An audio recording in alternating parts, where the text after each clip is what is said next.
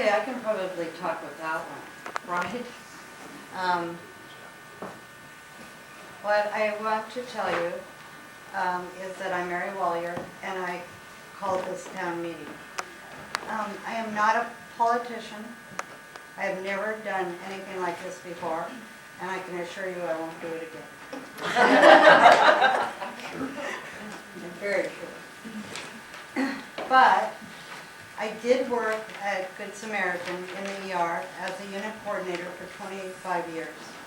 I worked elsewhere in the hospital for other years. And I moved out here from Portland 5 years ago. When you work in an ER 12 hours,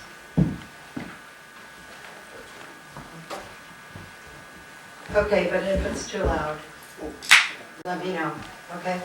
What I did was I worked 12-hour shifts, 3 on, 1 off, 3 on. You don't need any more stress in your life. That's enough. So I didn't read the newspapers except my horoscope once in a while. And I didn't watch the news. And in Portland, it didn't seem like I had a voice, one person. So when I moved up here, and after I retired, which was June 1st, I had been thinking about this hospital, the Critical Care Access Hospital, that was voted in by the public in 2004, and it didn't make sense to me. And a very good friend of mine, I've known him for 25 years, is Dr. Brian Battaglia, and he runs urgent care out here. And I used to go to him frequently and, feel like kicking him in the knee, but saying, hey, this urgent care needs to be open more hours. And he says, I can't do it, Mary. I can't do it. We're not breaking even. We can't do it. And so when it came time for me to become awake and alert and start thinking about this, I decided to hold a town meeting.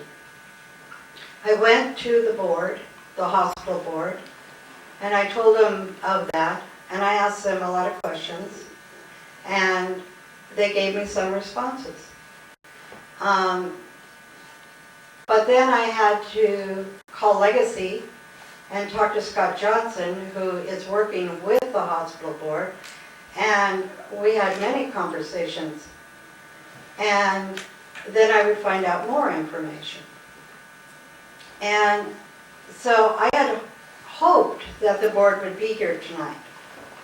And at first, when I talked to them about the meeting, they said yes, at least 3 people would be here. When I went to their meeting that they set up on the 9th, I went to the meeting in St. Helens and they said no, we won't be here. And I can quote one of the members of the board who was saying, why would we come? We'd be crucified. And I went, no, that's not what I have in mind. That is not what I want. That's why I have a facilitator coming. And we kind of got into it. And are there any board members here tonight? No. But they did send Michael Lilly, their attorney, and we can ask questions of him. I didn't know that this would be on cable access TV. I'm happy that it is. The whole proceeding is going to be taped, and the people from the Chronicle and the Spotlight and Portland newspaper, the Oregonian, will get copies of it, and I will get it to Channel 8 and Channel 6.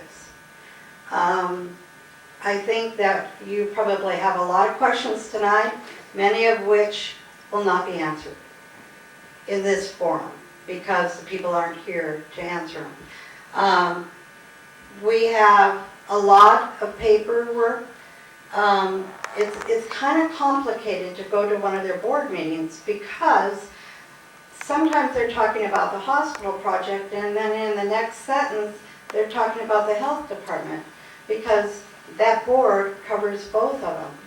So we went to the Columbia Health District office and paid for all this paperwork, which you are more than welcome to look at. And some other women here have a petition to recall this bond. Now, I'm only going to do just a couple more minutes and then I'll give it over to Rose, who's the facilitator. But what I envision is not a 12-bed hospital. I do not believe that this community can afford it or needs it. What I envision is a 24-hour ER with only four holding beds. Okay? And that would be an outpatient because they would be there for 23 hours or less. If their condition deteriorated in any way, then the staff would automatically take them into Portland or up to Longview or to the hospital of where their insurance covers them.